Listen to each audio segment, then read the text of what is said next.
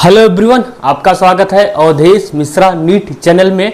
आज हम स्टार्ट करने वाले हैं क्लास 10th का, ठीक है, कार्बन इट्स कंपाउंड। ये इंपॉर्टेंट टॉपिक है आपके बोर्ड के एग्जाम के लिए, ठीक है। बोर्ड एग्जाम में इससे क्वेश्चन बहुत मेजॉरिटी में आते हैं, बहुत ज़्यादा ही क्वेश्चन इससे आते हैं, तो हम इसी टॉपिक को पढ़ लेते हैं।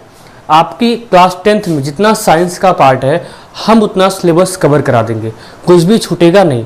पेशेंस बना के देखते जाइए, ठीक है। मज़ा आएगा, बहुत ही मज़ा आएगा। आप हमारे साथ जुड़िए, बहुत ही मज़ा आएगा। हम एक एक चीज़ को, एक एक पॉइंट को यहाँ पे डिस्कस करने वाले हैं। कोई भी पॉइंट आपका मिस नहीं होगा, ठीक है। एक लेक्चर आपका आएगा, एक लेक्चर 11-12 का आएगा, नीट एग्जाम का आएगा, जे एग्जाम का आएगा। इस तरीके से हम चलेंगे।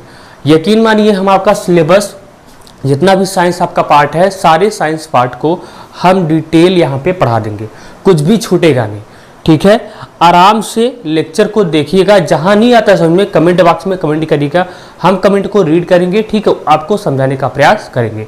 जो भी आपको डाउट होगा वो डाउट आप कमेंट बॉक्स में लिखेंगे, हमको ये डाउट हो रहा है, हमको ये चीज़ें समझ में नहीं आ रही हैं, ठीक है। इस डाउट को हम क्लियर करेंगे, हम आप साथ मिलकर क्लियर करेंगे, ठीक है। आप हमारे डाउट को क्लियर करिए, हम आपके डाउट को क्लियर करते हैं, ठीक है। तो क्या है, देखिए हम क्या पढ़ने वाले हैं। सबसे पहले हमारा मुद्दा तो यही है, हम पढ़ने वाले क्या हैं, क्या पढ़ेंगे भाई, क्या पढ़ेंगे। तो टॉपिक का नाम है, लिख लीजिएगा, carbon and its compound. Carbon के बारे में पढ़ना है, उसके कंपाउंड्स के बारे में पढ़ना है कि भाई कार्बन क्या कंपाउंड कैसे कैसे होता है, क्या होता है। हाँ, ये क्लास 10th का है, क्लास 10th का हम, ठीक है। ये टॉपिक का नाम है, इसको आप हेडिंग में डाल लीजिएगा, लिख लीजिएगा, ठीक है। इसमें हम क्या पढ़ेंगे, इसमें हम क्या पढ़ेंगे, देखिए क्या पढ़ेंगे। सबसे पहले पढ़ेंगे बॉन्डिंग इन कार्बन। भाई कार्बन में कैसी बॉन्डिंग होती है, बॉन्डिंग मतलब कार्बन कैसे जुड़ा होता है, किससे जुड़ा होगा, कार्बन में बॉन्डिंग कैसी होती है। दूसरा नेचर पढ़ेंगे वर्सेटाइल नेचर, इसका वर्सेटाइल नेचर क्या होता है।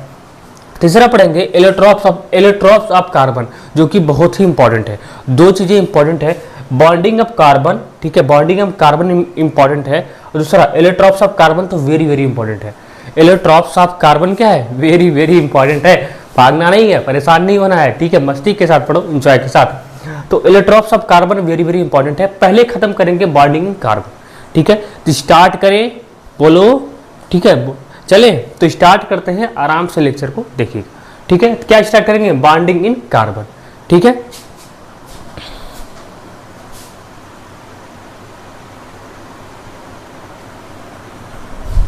देखिए सबसे पहले देखेंगे position of carbon in periodic table. Periodic table में कार्बन का पोजीशन क्या है, कार्बन पाया कहाँ जाता है पीरियोडिक टेबल में, किस स्थान पे पाया जाता है, ठीक है। ये सारी चीज़ें देखने वाले हैं। तो कार्बन पीरियोडिक टेबल में कहाँ पे पाया जाता है, इसको देखते हैं। देखो कार्बन जो होता है, position of carbon in periodic table, carbon कहाँ पे पाया जाता है। तो याद रखना, कार्बन की अगर हम पीरियड की बात करें, क्या सबसे पहले कार्बन का, देखो कार्बन को रिप्रेजेंट कैसे किए, इसका कार्बन का सिंबल क्या होता है, तो सी होता है। क्या होता है, सी होता है कार्बन का सिंबल। कार्बन कहाँ होता है पीरियोडिक टेबल में, तो कार्बन जो होता है पीरियोडिक टेबल में एक क्या होता है, पीरियड होता है। क्या होता है, पीरियड। तो याद रखेंगे, जो इसका कार्बन का जो पीरियड होता है, जो पीरियड होता है वो सेकेंड, कहाँ कौन सी पीरियड में पाया जाता है, तो याद रखना सेकेंड। कार्बन आपसे पूछा जाएगा कार्बन किस पीरियड में पाया जाता है, तो कार्बन कहाँ पाया जाएगा, कार्बन सेकेंड पीरियड में पाया जाता है। ये चीज़ आप याद रखेंगे। दूसरा पूछेगा कि कार्बन किस ग्रुप का एलिमेंट है, कार्बन क्या है, किस ग्रुप का एलिमेंट है, तो याद रखेंगे कार्बन 14th ग्रुप का एलिमेंट है। किसका, 14th ग्रुप का एलिमेंट होता है, ठीक है। कार्बन पहले कार्बन का पीरियड पूछेगा, भाई कार्बन पीरियोडिक टेबल में किस पीरियड में पाया जाता है, बताना सेकेंड। और पूछेगा कार्बन किस ग्रुप में पाया जाता है, ज़्यादा रखना 14th ग्रुप में पाया जाता है, ठीक है। दूसरा कार्बन जो होता है ये कौन से ब्लॉक में पाया जाता है, तो याद रखना कार्बन जो है पी ब्लॉक में पाया जाता है। कहाँ पाया जाता है, पी ब्लॉक में। याद रखना कार्बन कहाँ पाया जाता है, पी ब्लॉक में पाया जाता है। दूसरा बात, कार्बन मेटल होता है कि नॉन मेटल होता है, तो याद रखिएगा कार्बन नॉन मेटल होते हैं। कार्बन क्या होते हैं, कार्बन नॉन मेटल होते हैं। क्या होते हैं, नॉन मेटल होते हैं ना। कार्बन क्या होता है, नॉन मेटल होता है। फिर पूछेगा कार्बन का एटॉमिक नंबर क्या होता है, तो आप लोग याद रखेंगे कार्बन का जो एटॉमिक नंबर होता है, क्या होता है, एटॉमिक नंबर वो 6 होता है। क्या होता है, 6 होता है। कार्बन का एटॉमिक नंबर कितना होता है, 6 होता है। फिर पूछेगा कार्बन का एटॉमिक मास कितना होता है, एटॉमिक मास। तो याद रखेंगे कार्बन का एटॉमिक मास होता है 12। ठीक है, इतनी चीज़ें आप याद रखेंगे, इतनी चीज़ें आप याद रखेंगे। सबसे पहले कार्बन किस पीरियड में पाया जाता है, तो कार्बन सेकेंड पीरियड में पाया जाता है। कार्बन किस ग्रुप में पाया जाता है, कार्बन 14th ग्रुप में पाया जाता है ना। तीसरा कार्बन का ब्लॉक कौन सा है, तो कार्बन पी ब्लॉक में पाया जाता है, पी ब्लॉक से बिलोंग करता है। फिर कार्बन का एटॉमिक नंबर आपसे पूछा जाएगा तो क्या बताओगे, 6 बताओगे। ठीक है, फिर पूछेगा इसका एटॉमिक मास क्या होता है, 12 होता है। इतनी आप चीज़ें इसका याद रखोगे। इसके साथ साथ कार्बन का एक चीज़ और आपको याद रखना है, कार्बन का इलेक्ट्रॉनिक कॉन्फ़िगरेशन, क्या इसका जो होता है इलेक्ट्रॉनिक कॉन्फ़िगरेशन, इतना नोट करिए फिर बताता हूँ। ठीक है, इतना नोट कर लीजिए।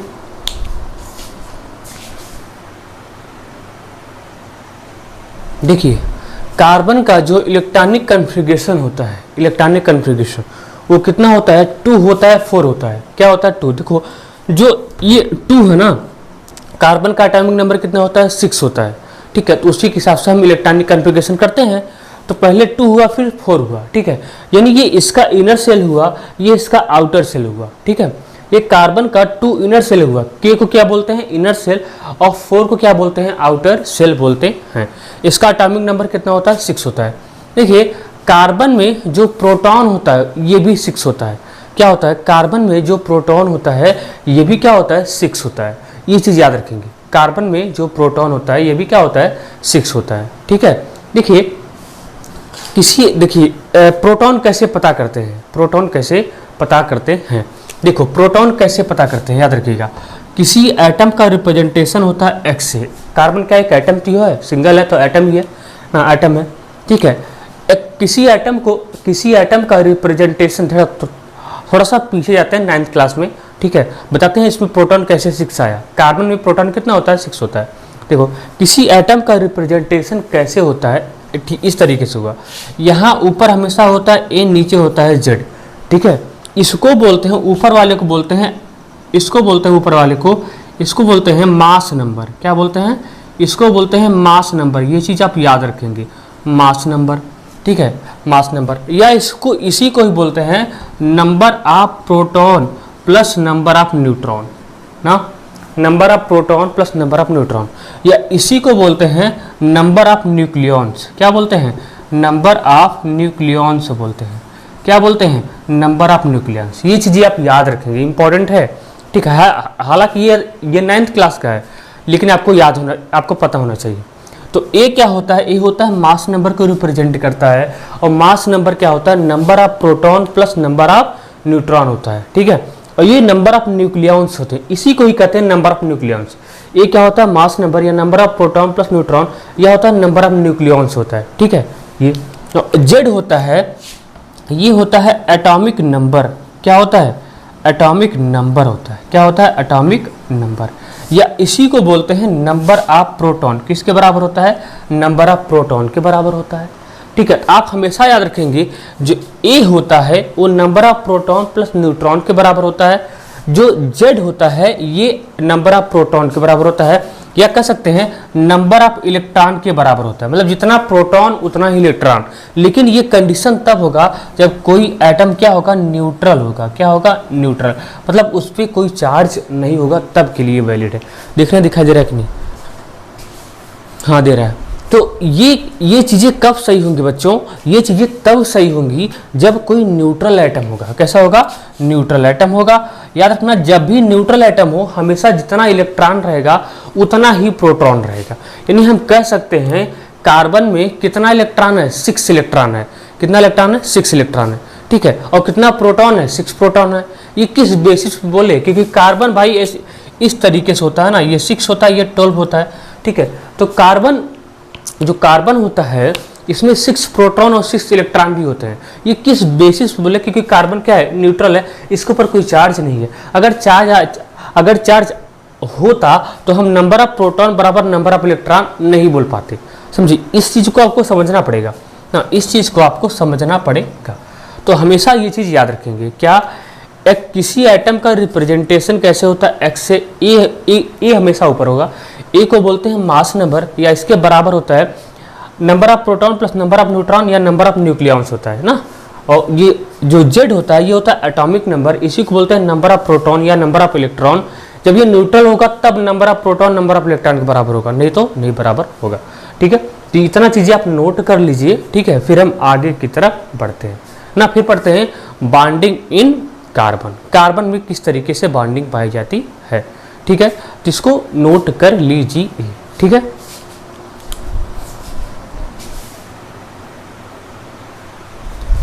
इसी पे आपको एक क्वेश्चन करवा दे रहे हैं, जो कॉन्सेप्ट अभी के लिए बताया, जो कॉन्सेप्ट अभी के लिए बताया इस पे एक क्वेश्चन करवा दे रहे हैं। जैसे मान लो कार्बन है, ठीक है, ये कार्बन ये 6 है और ये क्या है, ये 12 है। हम इसमें पता करना चाहते हैं कि ए कितना है, ठीक है, ए कितना है, जेड कितना है, ठीक है, नंबर ऑफ प्रोटॉन कितना है, नंबर ऑफ न्यूट्रॉन कितना है, ठीक है, और नंबर ऑफ इलेक्ट्रॉन कितना है। ये सारी चीज़ें पता करना चाहते हैं इसमें। पहले बताओ, ये न्यूट्रल एटम की कोई इसके ऊपर चार्ज है नहीं, ये न्यूट्रल एटम है। तो ए किसके बराबर, देखो कैसा रिप्रेजेंटेशन होता है, ए होता है, सॉरी ए होता है और क्या होता है, जेड होता है। ए बराबर क्या लिख दे, 12 ना, लिख दो। ए बराबर क्या हो जाएगा, 12। ठीक है, जेड बराबर क्या हो जाएगा, जेड नीचे है ना, नीचे वाला ही क्या होता है, जेड। तो जेड बराबर क्या हो जाएगा, 6। अब हम पूछ रहे हैं कि नंबर ऑफ प्रोटॉन कितना होगा। तो भाई नंबर ऑफ प्रोटॉन जेड बराबर ही तो क्या होता है, नंबर ऑफ प्रोटॉन होता है ना। जेड बराबर ही क्या होता है, नंबर ऑफ प्रोटॉन। तो नंबर ऑफ प्रोटॉन कितना हो जाएगा, 6 हो जाएगा। ठीक है, क्या हो जाएगा, 6 हो जाएगा। अब पूछ रहे हैं नंबर ऑफ न्यूट्रॉन, क्या पूछ रहे हैं, नंबर ऑफ न्यूट्रॉन पूछ रहे हैं। हमको पता है कि ये जो ए बराबर होता है ये number of proton plus number of neutron होता है। हमको इतना चीज़ पता है कि ए बराबर होता है number of proton plus number of neutron को। तो ए किसके बराबर, देखो ना यहाँ से निकाल सकते हो, 12 बराबर नंबर ऑफ प्रोटॉन हमको दिया है 6, क्या निकालना है, नंबर ऑफ न्यूट्रॉन। ठीक है, तो यहाँ से क्या निकल जाएगा, नंबर ऑफ न्यूट्रॉन निकल जाएगा। कितना आ जाएगा, 6 आ जाएगा। ठीक है, यानी न्यूट्रॉन कितना है, 6 है। न्यूट्रॉन कितना है, 6 है। क्या इलेक्ट्रॉन भी बोल रहे 6 है, हाँ इलेक्ट्रॉन भी बोलते कितना है, 6 है, क्योंकि कोई चार्ज एटम नहीं है, न्यूट्रल एटम है। न्यूट्रल एटम क्या होता है, जितना प्रोटॉन होता है उतना ही इलेक्ट्रॉन होता है, जितना प्रोटॉन होता है उतना ही क्या होता है, इलेक्ट्रॉन होता है। तो ये चीज़ें आप याद रखेंगे। तो कार्बन में क्या, कार्बन में कितना इलेक्ट्रॉन होता है, 6, कितना प्रोटॉन होता है, 6 होता है, और कितना न्यूट्रॉन होता है, 6 होता है। ये तीनों चीज़ आप याद रखेंगे। याद करने का कॉन्सेप्ट भी हमने बताया है कैसे आप निकालेंगे। ठीक है, या आप ऐसे भी कर सकते हैं, नंबर ऑफ न्यूट्रॉन बराबर होता है, याद कर लीजिए, ए माइनस जेड। जब भी आपको न्यूट्रॉन का नंबर निकालना हो, जब भी आपको न्यूट्रॉन का नंबर निकालना हो तो कैसे निकाल देंगे, ए माइनस जेड, मतलब 12 माइनस 6 कर दीजिए, क्या हो जाएगा, 12 माइनस 6 क्या निकल जाएगा, न्यूट्रॉन कितना आ जाएगा, 6 आ जाएगा। ठीक है, तो ये हमने एक क्वेश्चन आपको करवाया है। ठीक है, आप इसको कर लीजिए। ठीक है, तो पता चल गया क्या क्या है। अब पढ़ते हैं बॉन्डिंग इन कार्बन।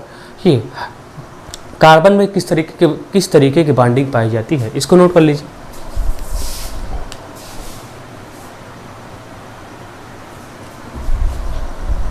देखिए जो कार्बन होता है ना, कार्बन का एटॉमिक नंबर कितना होता है, 6 होता है ना। कार्बन का एटॉमिक नंबर कितना होता है, 6 होता है। और कार्बन का जो इलेक्ट्रॉनिक कन्फिगरेशन कितना होता है, 2 और 4 होता है। क्या होता है, 2 और 4। देखते हैं, देखो एक होता है, देखो कार्बन एक होता है ऑक्टेट होता है। क्या होता है, देखो ये K सेल है और क्या है, ये L सेल है ना। जो हमारा ये क्या होता है, ये होता है जो हमारा 4 है, ये होता है वैलेंस इलेक्ट्रॉन होता है। तो वैलेंस इलेक्ट्रॉन क्या होता है, लास्ट सेल होता है। लास्ट सेल को क्या बोलते हैं, वैलेंस इलेक्ट्रॉन। आउटर सेल को क्या ही बोलते हैं, वैलेंस इलेक्ट्रॉन बोलते हैं। आउटर सेल को ही क्या बोलते हैं, वैलेंस इलेक्ट्रॉन बोलते हैं। कार्बन ये हमेशा चाहेगा कि इसका ऑक्टेट कंप्लीट हो। एक होता है ऑक्टेट थ्योरी, क्या होती है, ऑक्टेट थ्योरी होती है। क्या होती है, ऑक्टेट थ्योरी। ऑक्टेट थ्योरी में हमेशा आउटर सेल में एक इलेक्ट्रॉन कंप्लीट होने को मांगता है कि भाई कोई भी एटम ये चाहता है कि हमारा जो आउटर सेल में जितना भी इलेक्ट्रॉन है टोटल मिला के कितना हो जाए, 8 हो जाए। मतलब इसके आउटर सेल में कितना इलेक्ट्रॉन है, 4। तो ये हमेशा ये चाहेगा कि हमारे पास 4 इलेक्ट्रॉन और आ जाए तो हमारा ऑक्टेट कंप्लीट हो जाए, हम स्टेबल हो जाए ना। एक्सेप्शन भी कुछ होते हैं, एक्सेप्शन जैसे एक्सेप्शन इससे आउटर सेल में, लास्ट सेल में क्या होता है, 2 इलेक्ट्रॉन होते हैं, 2 इलेक्ट्रॉन होते हैं। इसको डुप्लेट बोलते हैं। क्या बोलते हैं? डुप्लेट। इसको क्या बोलते हैं? डुप्लेट बोलते हैं। कुछ एक्सेप्शन भी होते हैं जिसके आउटर सेल में केवल 2 ही इलेक्ट्रॉन होता है, ठीक है। तो कार्बन सोचता है या तो हम 4 इलेक्ट्रॉन गेन कर लें, 4 इलेक्ट्रॉन एक्सेप्ट कर लें, या तो 4 इलेक्ट्रॉन लूज कर दें, छोड़ दें 4 इलेक्ट्रॉन। अगर हम मान लीजिए कहीं से 4 इलेक्ट्रॉन, जिससे कार्बन क्या हो जाता है, कार्बन या तो 4 इलेक्ट्रॉन गेन कर ले या 4 इलेक्ट्रॉन लूज कर ले, या तो 4 इलेक्ट्रॉन गेन कर ले या तो 4। अगर मान लीजिए अगर ये 4 इलेक्ट्रॉन गेन करता है तो इसके पास कितना इलेक्ट्रॉन आ जाएगा? 8 इलेक्ट्रॉन आ जाएगा ना। कितना हो जाएगा? इसका आउटर सेल में 8 इलेक्ट्रॉन हो जाएगा। क्या हो जाएगा? 8 इलेक्ट्रॉन हो जाएगा आउटर सेल में। अगर ये लूज करता है, मान लो 4 इलेक्ट्रॉन लूज कर दिया तो इसका आउटर सेल में कितना हो जाएगा? 2 इलेक्ट्रॉन, ये डुप्लेट हो जाएगा। लेकिन कार्बन ऐसा करता नहीं है। देखो कार्बन ना तो देखो ऐसा फिजिबल नहीं होता है कि कार्बन इलेक्ट्रॉन को लॉस करे या गेन करे। कार्बन देखो अगर कार्बन इलेक्ट्रॉन को लूज करता है ना, इस मान लीजिए इलेक्ट्रॉन को लूज कर दिया तो इसकी आयोनाइजेशन एनर्जी इतनी कम होती है ना, बेचारा अनस्टेबल हो जाता है। क्या होता है? अनस्टेबल हो जाता है। एनसीईआरटी में साफ साफ लिखा है, वहाँ पे पढ़ना। कार्बन अगर 4 इलेक्ट्रॉन को लूज करता है तो इसकी आयोनाइजेशन एनर्जी बहुत ही कम हो जाती है, ठीक है। बहुत कम होने की वजह से ये इलेक्ट्रॉन को लूज नहीं कर पाता है। अब इलेक्ट्रॉन को अगर ये गेन करना चाहेगा, क्या अगर इस मान लीजिए ये न्यूक्लियस है, ये क्या है? न्यूक्लियस है, ठीक है, न्यूक्लियस है, ये न्यूक्लियस है। यहाँ पे इसका जो न्यूक्लियस है, यहाँ पे 2 इलेक्ट्रॉन है, यहाँ पे 2 इलेक्ट्रॉन है। इसका जो आउटर सेल है ये वाला, यहाँ पे 4 इलेक्ट्रॉन, 1 2 3 4 इलेक्ट्रॉन है, ठीक है। याद रखना न्यूक्लियस के अंदर कभी इलेक्ट्रॉन नहीं होता है, न्यूक्लियस के बाहर होता है। न्यूक्लियस के अंदर केवल न्यूट्रॉन और प्रोटॉन होते हैं, ये चीज़ याद रखेंगे। न्यूक्लियस के अंदर क्या होगा? न्यूट्रॉन होगा प्लस क्या होगा? प्रोटॉन होगा, और कुछ नहीं होता है। न्यूक्लियस के अंदर न्यूट्रॉन होता है, प्रोटॉन होता है, न्यूक्लियस के अंदर इलेक्ट्रॉन नहीं होता है। अब देखो इसके के सेल में कितना इलेक्ट्रॉन है? इसके के सेल में 2 इलेक्ट्रॉन है, इसके एल सेल में कितना इलेक्ट्रॉन है? 4 इलेक्ट्रॉन है। अब ये चाह रहा है कहीं से 4 इलेक्ट्रॉन गेन कर ले। इसे मान लीजिए अगर ये 4 इलेक्ट्रॉन गेन करता है तो 1 2 3 4, ठीक है। अब ये 4 इलेक्ट्रॉन गेन कर लिया तो इसके आउटर सेल में कितना इलेक्ट्रॉन हो गया? 8 हो गया। टोटल कितना इलेक्ट्रॉन हो गया? टोटल तो 10 इलेक्ट्रॉन हो गया ना। इसमें के वाले में कितना है? 2, यहाँ पे कितना है? 8। टोटल इलेक्ट्रॉन कितना हुआ? 10 ना। लेकिन प्रोटॉन ही कितना है? प्रोटॉन तो 6 ही प्रोटॉन है ना। प्रोटॉन कितना है? 6। तो 6 प्रोटॉन मिलके 10 इलेक्ट्रॉन को बर्दाश्त नहीं कर पाते हैं, 10 इलेक्ट्रॉन का अरेंजमेंट नहीं कर पाते हैं। 6 प्रोटॉन मिलकर 10 इलेक्ट्रॉन का अरेंजमेंट नहीं कर पाते हैं। 6 प्रोटॉन मिलकर 10 इलेक्ट्रॉन का अरेंजमेंट नहीं कर पाते हैं। इसलिए ये तो न तो इलेक्ट्रॉन को लूज करता है न तो गेन करता है, न इलेक्ट्रॉन को गेन करता है न तो लूज करता है, बस केवल एक काम करता है। क्या करता है? शेयरिंग ऑफ इलेक्ट्रॉन करता है। क्या करता है? शेयरिंग ऑफ इलेक्ट्रॉन करता है। क्या करता है? Sharing of electron. क्या करेगा? शेयरिंग ऑफ इलेक्ट्रॉन करेगा। शेयरिंग का मतलब होता है कि इलेक्ट्रॉन लेगा और देगा। शेयरिंग ऑफ इलेक्ट्रॉन करेगा। शेयर का मतलब होता है कि इक्वल शेयरिंग, मतलब जितना पैसा हम खर्च कर रहे हैं उतना ही पैसा आप भी खर्च कर रहे हैं किसी काम को करने के लिए। जैसे मान लीजिए हमारी आपकी दोस्ती हो गई कोई कंपनी चलाने के लिए, हमारी आपकी दोस्ती हो गई कोई कंपनी चलाने के लिए। मान लीजिए 50% हम खर्च कर रहे हैं तो 50% आप भी शेयर कर रहे हो, ठीक है। तभी दोनों मिला के कंपनी को कंप्लीट कर रहे हैं, कंप्लीट का शेयर मार्केट चला रहे हैं, ठीक है। तो 50% हम दे रहे हैं तो 50% आप भी दे रहे हो। हम दोनों की शेयरिंग से क्या हो रही है? कंपनी चल रही है। उसी से क्या होता है एक कि ये शेयरिंग ऑफ इलेक्ट्रॉन करता है, इलेक्ट्रॉन को शेयर करके अपने ऑक्टेट को कंप्लीट करता है, ठीक है। ये जिससे भी शेयर करेगा वो भी अपना ऑक्टेट कंप्लीट करेगा। इसका देखिए ये जिसका इलेक्ट्रॉन लेगा, ठीक है, ये जिसका इलेक्ट्रॉन लेगा वो भी इसका इलेक्ट्रॉन लेगा, ठीक है। ये जिसका इलेक्ट्रॉन लेगा वो भी उसका, ये जिसका इलेक्ट्रॉन लेगा वो भी इसका इलेक्ट्रॉन लेगा, उतना ही लेगा, देखिए, ठीक है। तो दिखाते हैं क्या होता है। तो शेयरिंग ऑफ इलेक्ट्रॉन होता है, इलेक्ट्रॉन की शेयरिंग करता है, ठीक है। कितना नोट करिए, दिखाते हैं क्या होता है इलेक्ट्रॉन की शेयरिंग, ठीक है।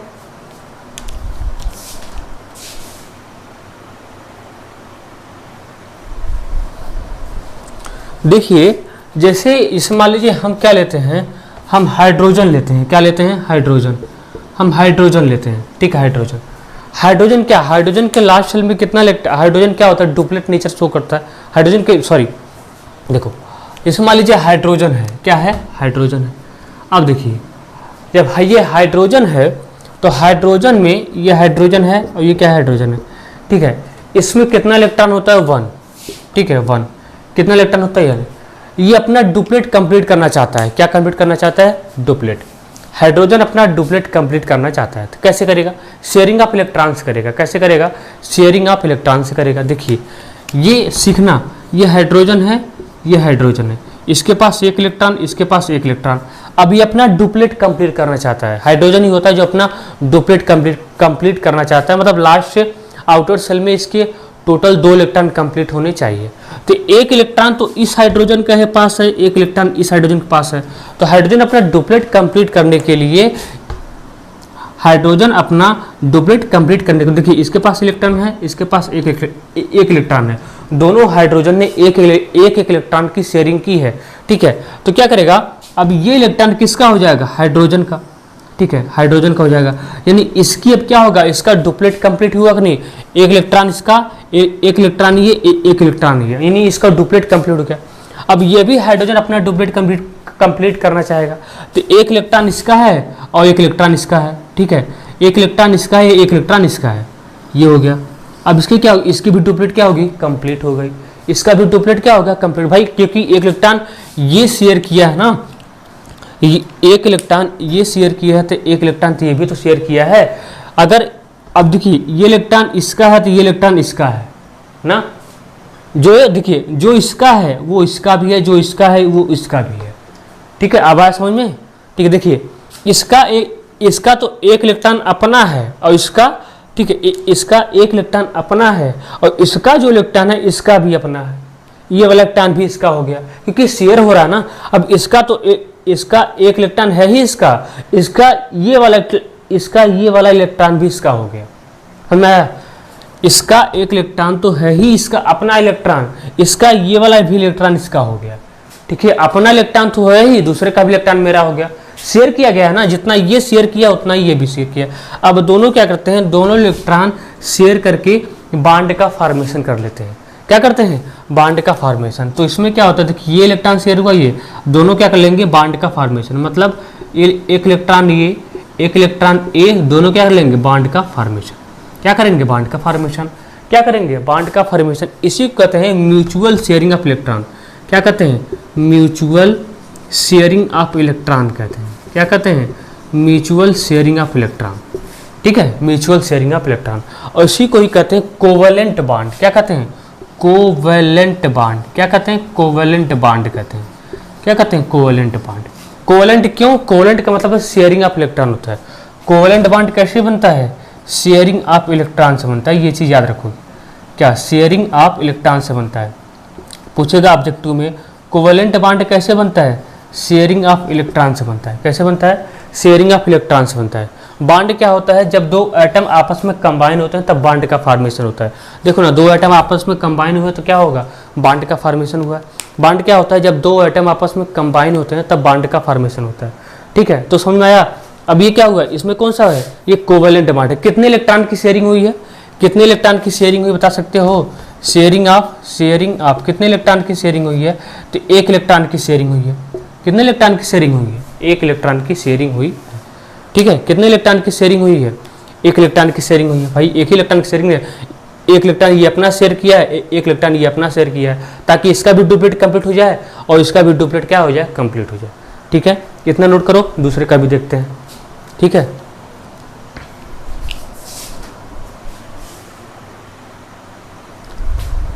जैसे मान लो नाइट्रोजन है, क्या है, नाइट्रोजन है, इसका एटॉमिक नंबर कितना होता है, 7। ये चीज़ याद रखनी चाहिए।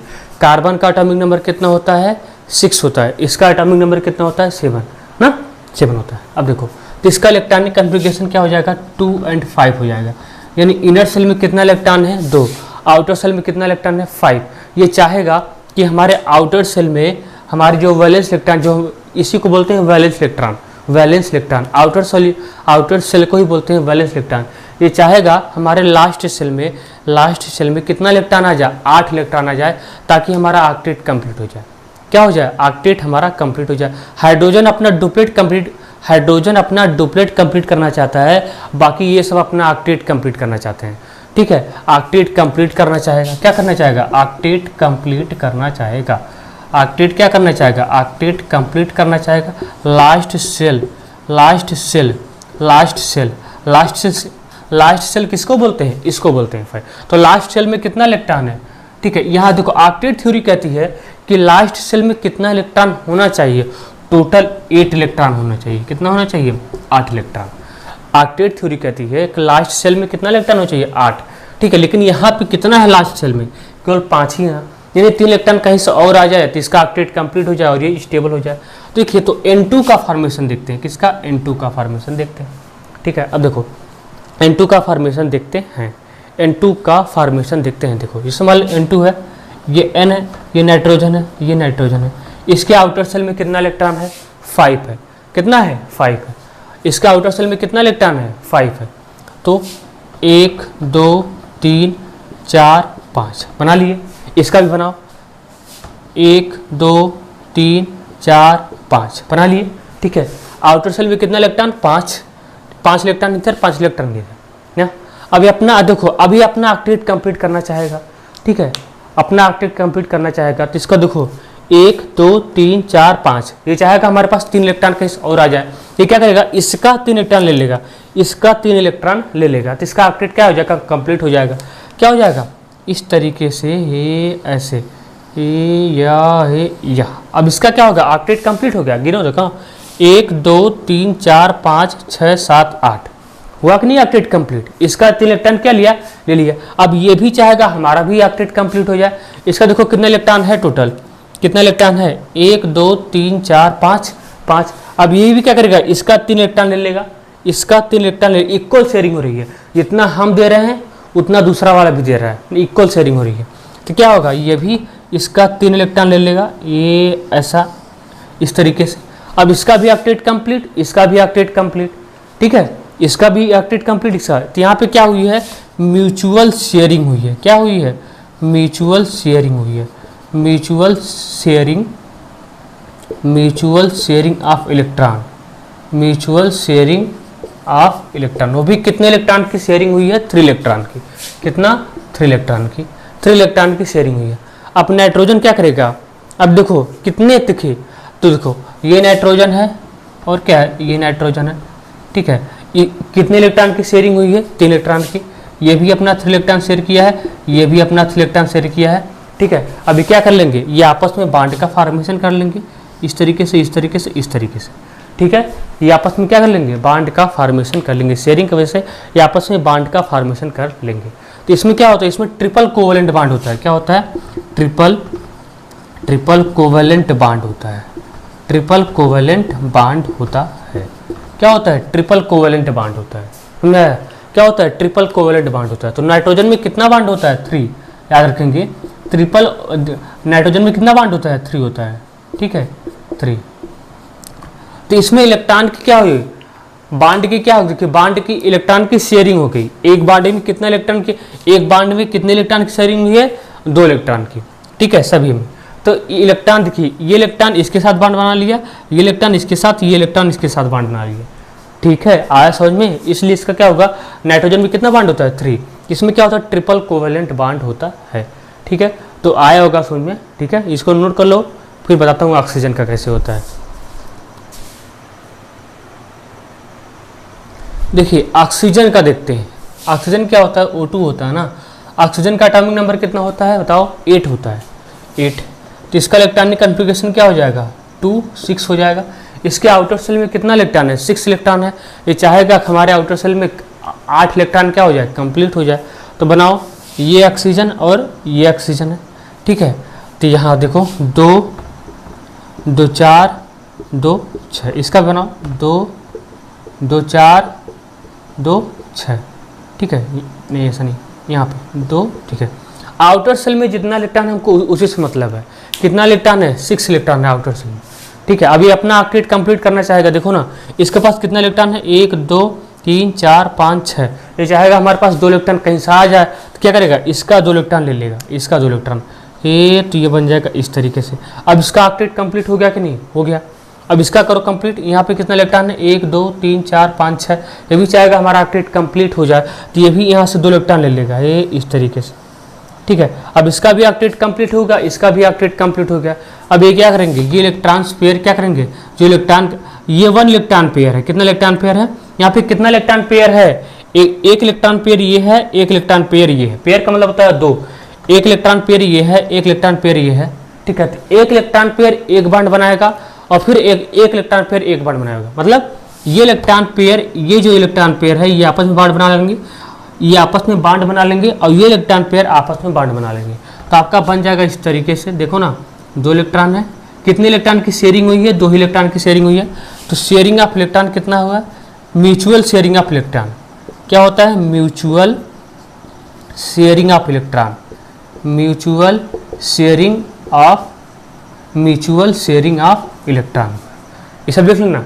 म्यूचुअल शेयरिंग ऑफ इलेक्ट्रॉन, कितने कितने इलेक्ट्रॉन की शेयरिंग हुई है, देखो केवल 2 ही इलेक्ट्रॉन की शेयरिंग हुई है, ठीक है, 2 ही इलेक्ट्रॉन की, 2 इलेक्ट्रॉन ये शेयर कर रहा है तो 2 भी ये भी शेयर कर रहा है, केवल 2 ही इलेक्ट्रॉन की शेयरिंग हो रही है ना, ठीक है। तो ये क्या करेगा, ये इलेक्ट्रॉन पेयर बॉन्ड बना लेगा, ये इलेक्ट्रॉन पेयर बॉन्ड बना लेगा। तो याद रखना ऑक्सीजन में क्या होता है, डबल बॉन्ड होता है, ठीक है, क्या होता है, डबल बॉन्ड होता है, इसको भी नोट कर लो, ठीक है।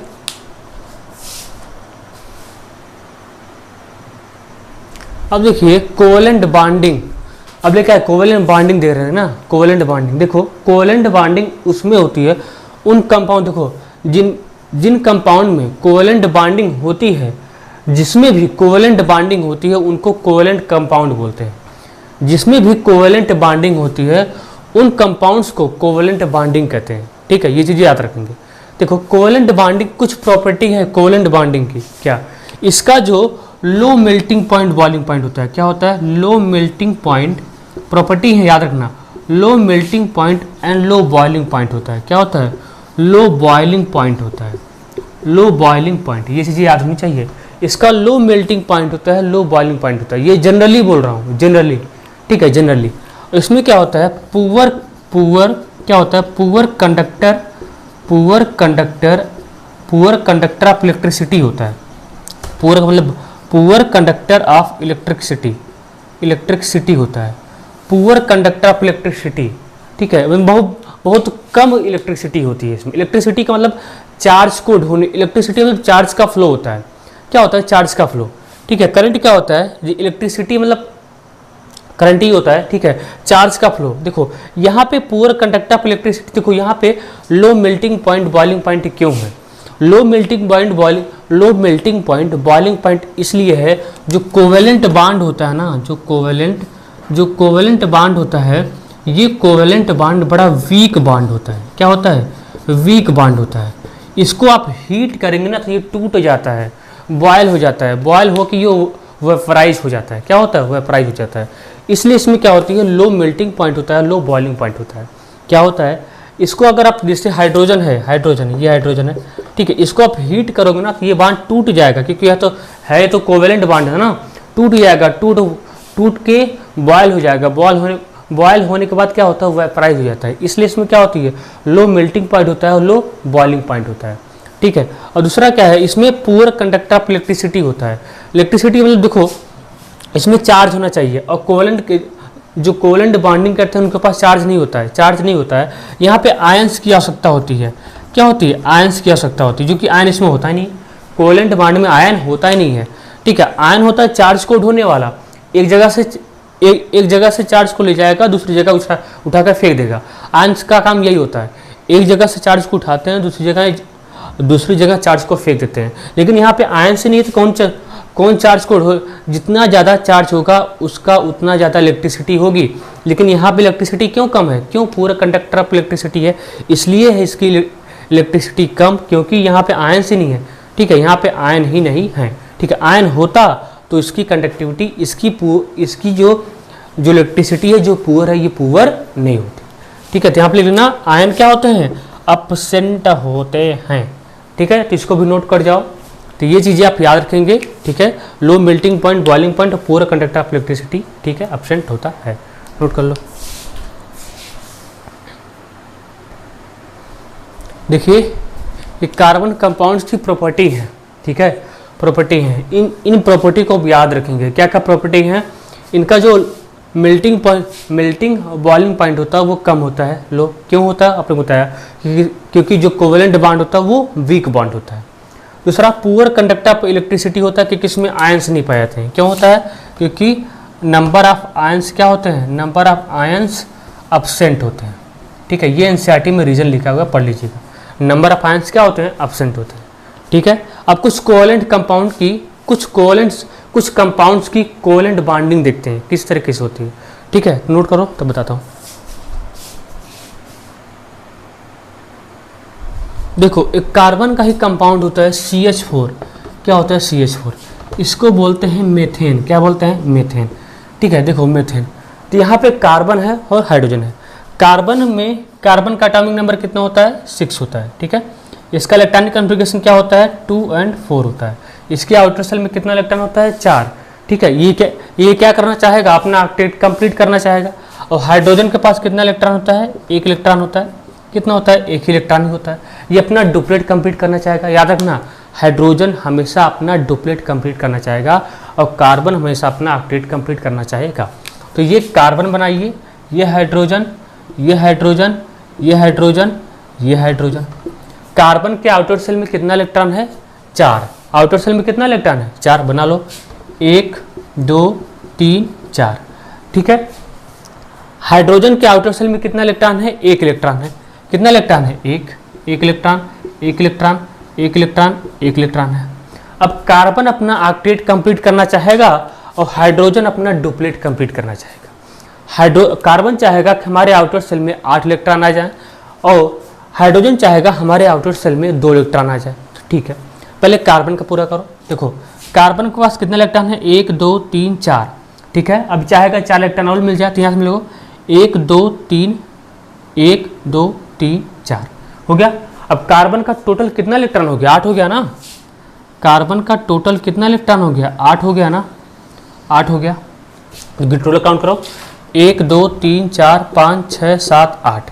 तो कार्बन का कितना टोटल इलेक्ट्रॉन हो गया? 8 हो गया। अब देखो, अब हाइड्रोजन का डुप्लेट कंप्लीट करना चाहते हैं।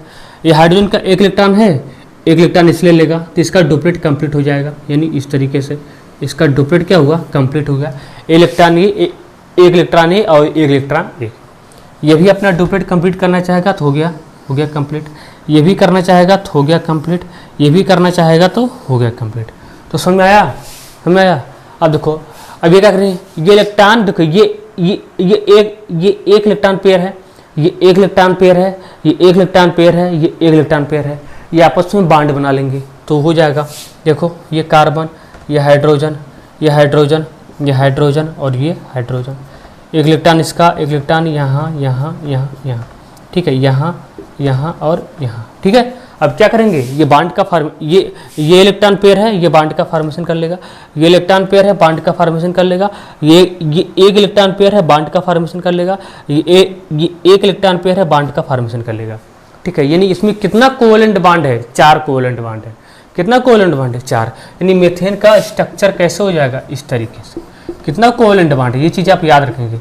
कितना कोवेलेंट बॉन्ड है? 4। इसमें कितने इलेक्ट्रॉन की शेयरिंग हुई है? कितने इलेक्ट्रॉन की शेयरिंग हुई है, ठीक है। तो इतना आप याद कर लीजिएगा, ठीक है। तो इतना नोट कर लो।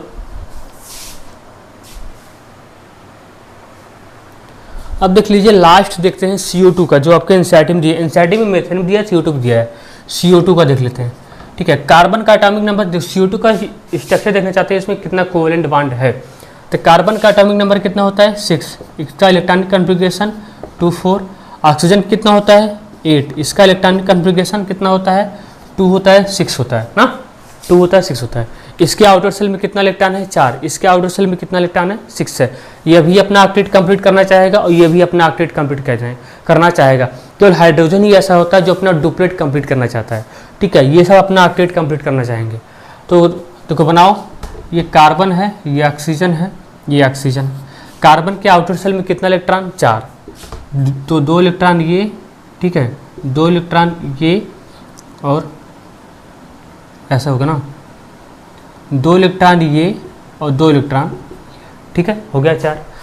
ऑक्सीजन के आउटर शेल में कितना इलेक्ट्रॉन, 6 इलेक्ट्रॉन, बना लो, 2 2 4 2 2 2 4 और 2 6।